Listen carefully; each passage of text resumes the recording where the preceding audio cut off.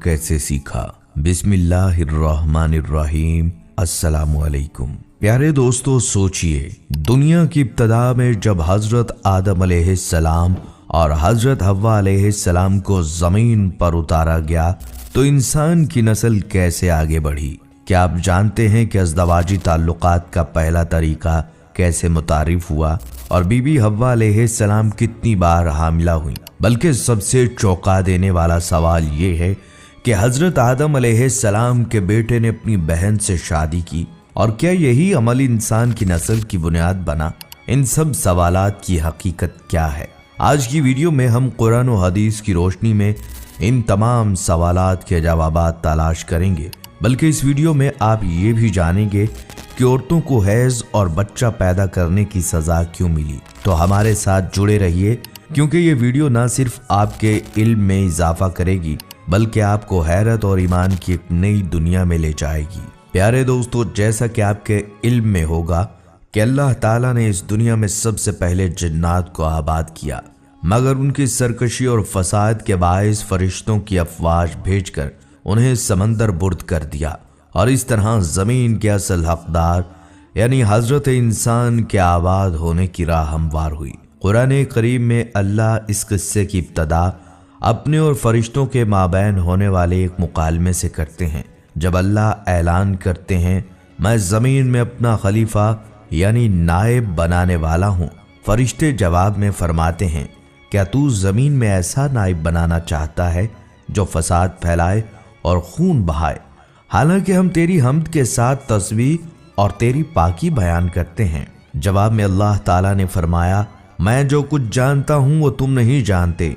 फिर खनखनाती मट्टी से एक पुतला बनाया जाता है और फरिश्तों को इस बात का भी हुक्म दिया जाता है, जब मैं इसे मुकम्मल कर लूँ और सवार लूँ और इसमें रूह फूंक दूँ तो तुम इसके सामने सजदा रेज हो जाना। हजरत अब्दुल्ला इब्न अब्बास से मरवी है कि जब अल्लाह ने हजरत आदम अलैहिस्सलाम को बनाने का फैसला किया तो फरिश्तों को हुक्म हुआ कि ज़मीन से मट्टी लाओ।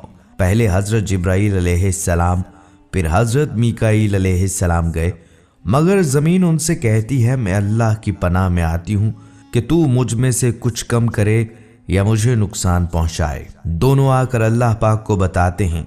आखिर में हजरत इज़राइल अलैहिस्सलाम जाते हैं और ज़मीन की उसी बात का जवाब कुछ यूँ देते हैं कि मैं भी अल्लाह की पनाह मांगता हूँ कि उसके दिए हुए हुक्म की बजावरी ना करूँ। फिर मुख्तलिफ रंगों की मट्टी लाकर हाजिर करते हैं। इस मुख्तलिफ रंग की मट्टी से इंसान की तख्लीक दरअसल ज़ात पात और रंगो कौम के बनाए हुए असूलों की सख्त नफ़ी करती है और इस बात की गवाही देती है कि अल्लाह के नज़दीक तुम में से बेहतरीन तकवा वाले हैं, ना कि अजमी या अरबी।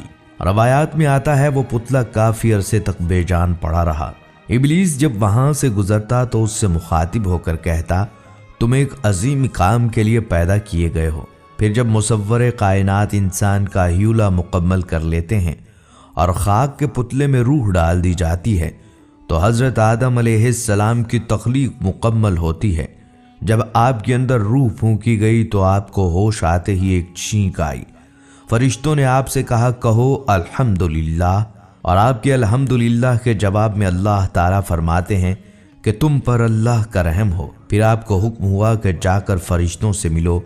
फरिश्तों ने आपको देखकर अस्सलामु अलैकुम कहा तो अल्लाह पाक ने फरमाया, ए आदम, ये आज से तुम्हारे तस्लीमात हैं।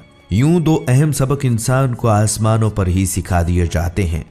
एक ये कि जैसे इब्तदा में ही एक नाखुशगवार कैफियत का सामना करना पड़ा छींक की सूरत में, इसी तरह तुम्हारी जिंदगी में हर किस्म के मसाइब आएंगे जिनके जवाब में सब्र के साथ अल्लाह की सना और शुक्रगुजारी की रवश इख्तियार करनी है।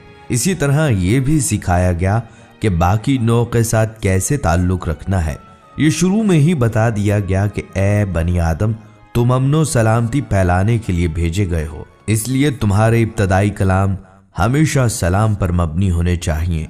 इसके बाद अल्लाह ताला ने हजरत आदम अलैहिस्सलाम को अशिया के नाम सिखाए और फरिश्तों के सामने उन्हें हाजिर करके फरिश्तों से उनका नाम पूछा। फरिश्ते कहते हैं, ए पाक रब, तू पाक है, इस बारे में हमारा इल्म कुछ नहीं, हमें तो बस उतना ही मालूम है जितना इल्म तूने हमें अता किया। फिर हज़रत आदम अलैहिस्सलाम से पूछा जाता है तो वो झट से नाम बता देते हैं।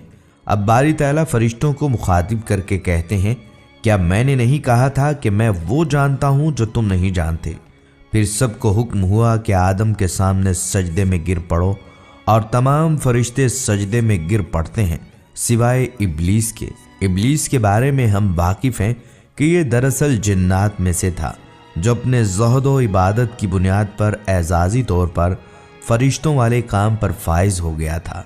इस बागी हरकत पर अल्लाह ताला इब्लीस से दरियाफ्त फरमाते हैं कि तुम्हें यह सजदा ना करने से किस चीज़ ने रोका है। तो वो मलऊन कहने लगा, मैं इंसान से बेहतर हूँ। ऐ रब, तूने मुझे आग से बनाया और इस इंसान को मट्टी से। लम्हा भर का तकब्बर वो भी खालिक़ कायनात के सामने उसके तमाम किए कराए पर पानी फिर गया और वो अपने मनसब से फारिग और दरबार से निकाल दिया गया। बारी ताला का हुक्म हुआ, तू उतर यहाँ से, तो इस लायक नहीं कि तकब्बर करे, पस बाहर निकल, तू जलील है। तो वो मलऊन रोज़े क़यामत तक की मोहलत यानी ज़िंदगी मांगता है जो उसे दे दी जाती है। फिर अपनी मोहलत मांगने की वजह बयान करते हुए कहता है कि चूंकि तूने मुझे गुमराह किया है, मैं भी लोगों के लिए तेरी सीधी राह पर बैठूंगा, फिर उन पर आऊँगा, उनके सामने से, उनके पीछे से, उनके दाएं से और उनके बाएं से, और तू उनमें से अक्सर को शुक्रगुजार न पाएगा। यूं शैतान दरबार से निकाला जाता है और उधर हक ताला हज़रत आदम अलैहिस्सलाम की नस्ल से तमाम आने वाली बनी नौ इंसान की अरवाह को जमा करके अहद लेते हैं, क्या मैं तुम्हारा रब नहीं